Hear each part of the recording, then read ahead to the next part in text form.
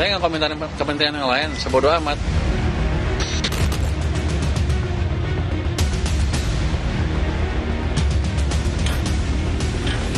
Hari Senin ke depan, kalau ada yang ketemu begini lagi, gua akan pecat.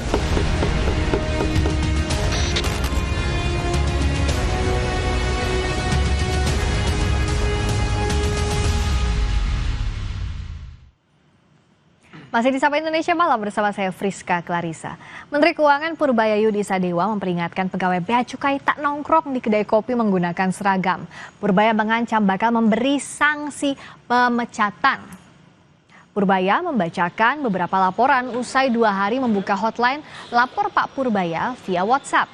Salah satu laporan tersebut menceritakan petugas pegawai Bea Cukai yang nongkrong di kedai kopi dan membicarakan aset mereka. Purbaya pun mengecam tindakan tersebut dan memperingatkan pegawai Bea Cukai agar tak mengulang hal yang sama atau dipecat. Ini update sedikit. Jadi saya baru tahu, walaupun kita udah menggebrak-gebrak, masih ini di bawah seperti ini. Artinya mereka nggak peduli. Dianggapnya saya main-main. Bilang, hari Senin ke depan, kalau ada yang ketemu begini lagi, gua akan pecat. Walaupun katanya mecat pegawai negeri susah, saya akan pecat. Saya persulit hidupnya. Masa nongkrong di Starbucks berpakai seragam, nggak kira-kira loh. Kalau mau itu yang sopan-sopan dikit lah, paling nggak kelihatan. Ya. Gaya ceplas-ceplos Purbaya dalam menjalankan tugasnya sebagai Menteri Keuangan mendapat dukungan Wapres Gibran Rakabuming. Menurut Purbaya, Gibran menyampaikan dukungan tersebut saat keduanya berdiskusi terkait keresahan pemerintah daerah yang anggarannya dipotong. Pak Wapres biasa diskusi tentang masalah kondisi ekonomi secara umum dan dia kan dia berdaerah kan, dari daerah kan. Kita akan lihat berapa yang kita bisa bagi ke daerah. Kira-kira begitu. Jadi daerah jangan terlalu cemas, kami juga memikirkan stabilitas nasional. Kira-kira itu pesan dari beliau.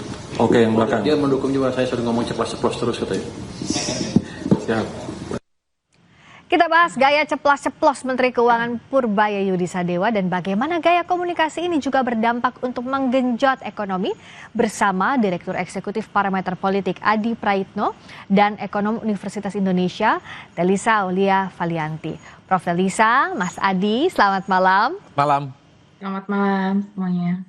Ini kenapa ada diskusi ini, saya bacakan dulu ya. Kalau dari Kompas Monitoring yang dilakukan oleh Litbang Kompas terhadap aktivitas warganet di 5 platform media sosial, ini periodenya 8 September, yakni waktu Pak Purbaya dilantik, sampai 13 Oktober 2025, ini ada 25.000 lebih konten komentar yang disematkan. Ini kata kuncinya Purbaya Yudi Sadewa dengan sentimen positif 47%. Nah, sentimen positif ini salah satunya adalah dengan gaya ceplas-ceplos, gaya koboynya Pak Purbaya. Ini bisa jadi modal atau enggak sih untuk Pak Purbaya bekerja? Ya, saya kira memang satu sisi ini adalah langkah yang cukup positif. Beberapa waktu yang lalu Presiden Republik Indonesia kan memang sempat mengeluhkan bagaimana model komunikasi politik para pejabat-pejabat di sekitarnya yang dinilai blunder, menimbulkan kegaduhan dan kontroversi. Jadi apa yang disampaikan per hari ini ketika Pak Purbaya itu mendapatkan respon yang cukup positif, bagi saya ini adalah membantu dari kinerja pemerintah. Minimal per hari ini seluruh rakyat Indonesia, Menteri Keuangan yang baru ini relatif cukup komunikatif dan terbuka, menyampaikan hal-hal apapun yang memang selama ini menjadi concern dan konfirmasi publik. Apalagi gaya komunikasi ini kan to the point, direct dan belak-belakan. Dan kalau kita mau jujur, itu adalah gaya komunikasi politik yang paling disukai hari ini. Karena rakyat kita itu kan agak sedikit bosan dengan gaya komunikasi politik yang formal, yang jaim, yang birokrat banget yang gitu sangat ya. birokrat, kata-katanya bagus, manis, tapi kebijakannya kemudian tidak adaptatif dan dalam banyak hal justru menimbulkan kegaduhan. Purbaya sepertinya menyimpan satu sisi yang selama ini tidak dimiliki oleh kebanyakan para pejabat publik ketika komunikasinya memang to the point, direct dan belak-belakan. Tapi yang kedua bagi saya secara prinsip, sekalipun belak-belakan, gaya komunikasinya relatif mudah untuk ditangkap oleh publik. Kalau kebijakannya itu tidak sejalan dengan keinginan masyarakat secara umum, itu tidak kemakan, itu tidak akan diapresiasi. Kalau saya hitung rata-rata secara umum, apa yang dilakukan oleh Pak Purbaya sebagai bagian dari manuver dan kebijakannya itu dalam banyak hal juga diapresiasi. Misalnya soal pemangkasan transfer ke daerah. Karena daerah-daerah itu dianggap tidak kreatif. Daerah-daerah selama ini terlampau manja. Selalu menggantungkan bagaimana soal anggaran kepada APBN. Yang kedua misalnya soal bagaimana silang pendapatnya dengan menteri yang lain seperti Pak Bahlil soal subsidi LPG 3 kg. Itu kan mengkonfirmasi bagaimana selama ini memang subsidi yang diberikan cukup luar biasa dari sektor keuangan negara.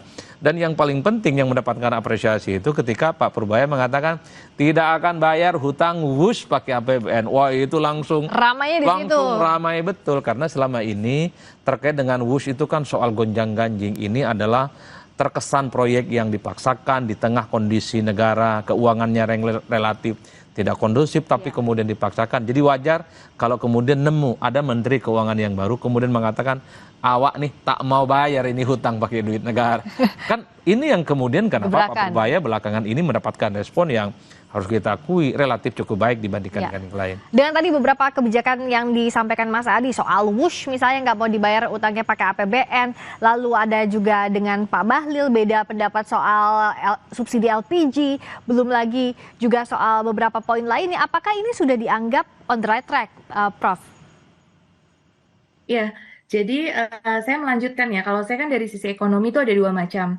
Ekonomi yang sifatnya fundamental sama ekonomi yang bersifat ekspektasi, di mana ekspektasi itu dibentuk dari news ya. Jadi beliau sangat memainkan nih di sisi newsnya ini ya kayaknya. Jadi memang setiap menteri keuangan kan pasti ada stylenya tersendiri ya. Dan beliau sebagai orang pasar, biasa gaya bahasa orang pasar karena beliau backgroundnya market ya. Karena saya juga kebetulan di capital market juga. Jadi gaya ceplos-ceplosnya memang biasa ada karena harus clear gitu. Market itu guidance-nya seperti apa begitu. Jadi pola yang clear ini saya rasa juga dibentuk dari pengalaman beliau yang memang lama di capital market seperti itu. Namun kuncinya kalau saya tetap melihat bahwa ekonomi secara fundamentalnya itu tetap harus dijaga. Jadi harus ada yang jagain juga di dalam. Jadi mungkin dari wakil menterinya. Jadi harus ada sinergi. Jadi mungkin Pak Purbaya dari sisi ke publik ya, menciptakan harapan-harapan baru di publik, menciptakan keterbukaan di publik, tapi yang mengawal fundamental ekonominya di dalam ya, seperti contoh menjaga disiplin fiskal ya,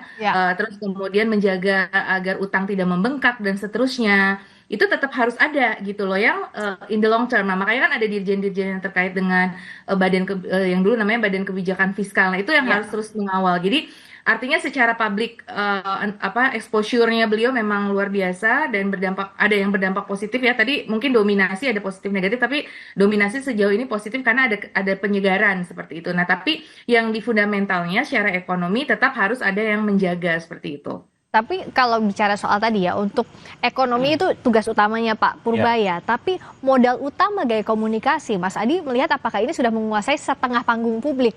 Ya, setidaknya ada optimisme, ada hope yang kemudian muncul di kalangan publik dengan Menteri Keuangan yang baru. Minimal bahwa persoalan-persoalan keekonomian kita selama ini yang compang-camping, belum ada solusi dan kemudian ada jalan keluar. Karena kalau kita mau jujur sebenarnya bahasa-bahasa yang disampaikan oleh Pak Purbaya itu adalah bahasa yang cukup dekat dengan rakyat. Ketika misalnya orang bertanya-tanya apa bentuk kehadiran negara kepada rakyat, ternyata dengan penjelasan Pak Purbaya soal subsidi baik di solar, pertalite, kemudian LPG 3 kg itu luar biasa.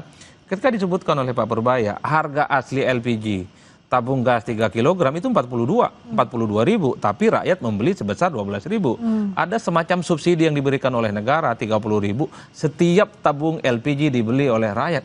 Itu kan selama ini banyak yang nggak tahu. Begitupun dengan harga solar. Solar itu kan sekitar 11.920 sekian, tapi kemudian rakyat itu bisa membeli dengan harga 5.000 sekian. Itu adalah sesuatu yang kalau kita mau jujur, kita pun juga baru ngeh bahwa ada bentuk subsidi dalam sektor energi dan non-energi yang cukup luar biasa yang diberikan oleh negara. Nah, yang ingin saya katakan adalah penting juga memberikan edukasi kepada rakyat. Kan kalau kita bicara tentang ekonomi, istilah-istilahnya ini melangit, tidak membumi, jelimet, dan bahasanya pun agak rumit untuk dibayangkan. Tidak bisa dimengerti apalagi untuk menengah ke bawah begitu. Betul. Nah, yang menarik dari Pak Purbaya itu adalah soal diferensiasi ya. Harus kita akui Pak Purbaya ini kan relatif tidak dikenal sebelumnya. Newcomer sebagai menteri di kabinetnya Pak Prabowo Subianto dan Gibran Rakabuming Raka. Dibandingkan dengan menteri-menteri yang lain kan sudah familiar. Ada yang sudah jadi ketum partai, sekjen partai, dan bahkan berulang-ulang jadi menteri. Pak Purbaya ini siapa sih kira-kira begitu? Kok tiba-tiba tampil kemudian muncul dengan gaya komunikasinya yang tidak jaim, kemudian to the point. Dan apapun yang sudah dilakukan itu adalah sesuatu yang dalam banyak hal terkonfirmasi mendapatkan dukungan publik, terutama soal WUS lah yang tolak bayar hutang dan seterusnya, termasuk soal BGN loh. BGN selama ini kan nyaris tidak pernah tersentuh, tapi Purbaya mengatakan kalau ini tidak diserap maka anggarannya akan dialokasikan ke tempat yang lain. Inilah yang disukai oleh publik. Cuman memang PR terbesarnya adalah apakah modal komunikasi ini akan mendampak secara signifikan terkait dengan kebijakan-kebijakan ekonomi yang lain. Itu yang ditunggu. Belak-belakannya sudah dapat, to the point-nya sudah dapat, bahasa ekonomi yang sederhana sudah dapat. Yang diinginkan oleh rakyat adalah apakah persoalan ekonomi kita selama ini bisa selesai dan tuntas. Kita tunggu. Nah, bagaimana untuk mengejawantahkan gaya bicara, gaya komunikasi yang sudah dapat sentimen positif ini ke rapor hijau untuk rapor biru deh kalau Pak Prabowo sekarang ya, rapor biru untuk Pak Prabowo Gibran di 1 tahun pemerintahannya. Gimana Prof? Tapi usai jeda di Sapa Indonesia Malam.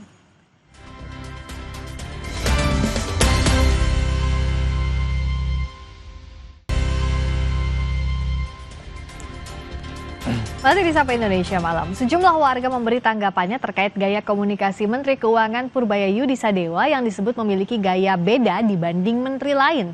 Gayanya dianggap nyeleneh dan koboi. Namun warga menaruh harapan besar terhadap kebijakan yang dikeluarkannya agar pro rakyat. Menteri Keuangan orangnya seperti apa sih, Mbak? Waduh, kalau orangnya seperti apa nih ya? Karena saya ngelihatnya juga dari media sosial, mungkin kelihatannya asik juga ya orangnya. Terus lebih kayak transparan juga. Dari yang aku tonton dan aku baca-baca itu beliau tuh kadang emang suka ngasih statement yang berbeda ya dari menteri lain, kayak agak nyeleneh gitu sebenarnya. Cuman somehow untuk beberapa statement menurut aku setuju sih, kayak ada beberapa komentar-komentar beliau terkait kebijakan yang dibuat oleh mungkin pemerintah lain atau oleh DPR gitu ya. Itu yang menurut saya itu beliau pro rakyat. Menurut aku dia cukup ya dengan label cowboy dia sih make sense ya. Dan seneng aja punya menteri yang memang dia pro rakyat.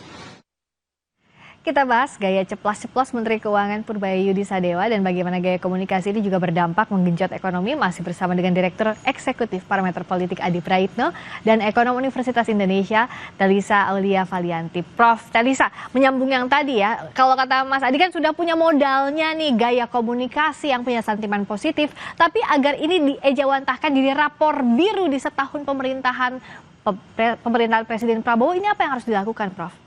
Ya, menurut saya menyeimbangkan, karena gini, yang banyak diungkapkan di publik itu kan terutama pernyataan yang sifatnya pro growth.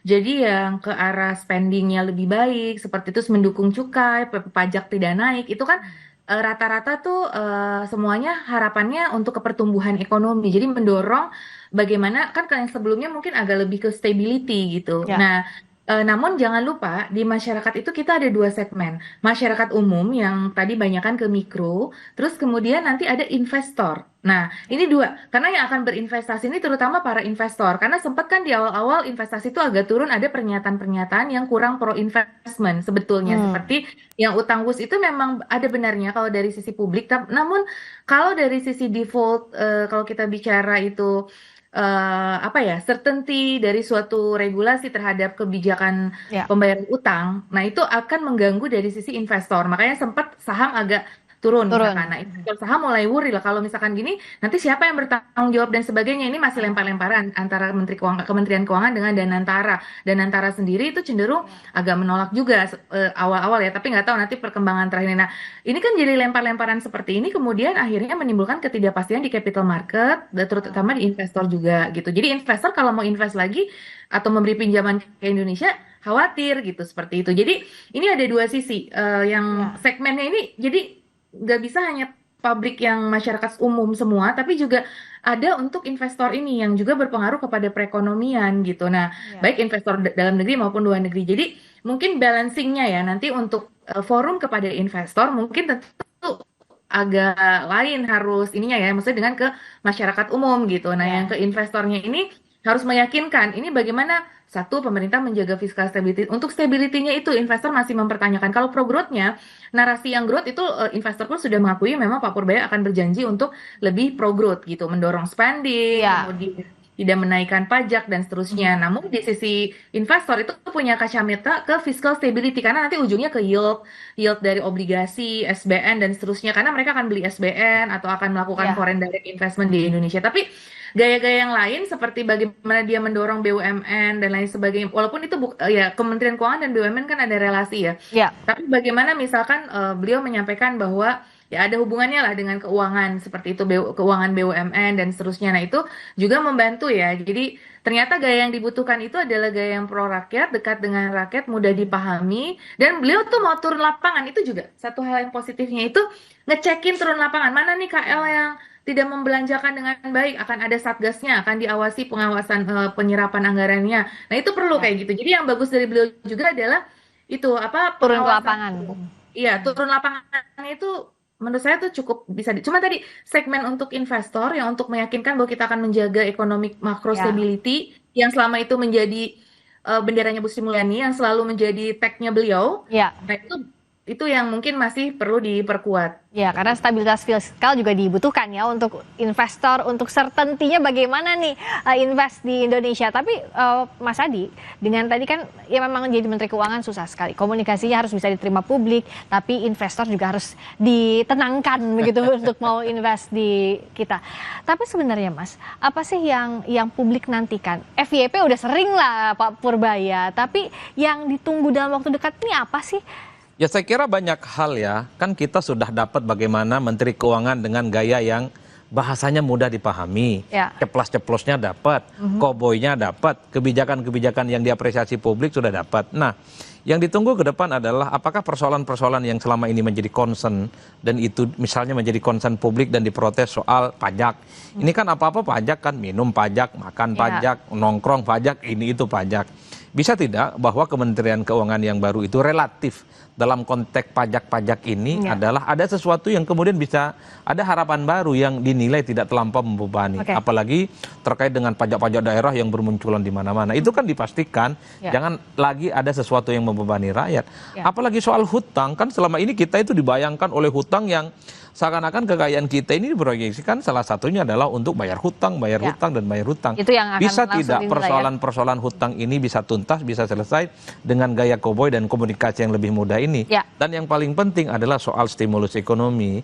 Apakah misalnya daya beli masyarakat yang sempat melandai, sempat melambat di tangan Pak Purbaya secara signifikan sudah mulai tumbuh sehingga secara perlahan misalnya ekosistem ekonomi UMKM kan terbantu dengan itu semua.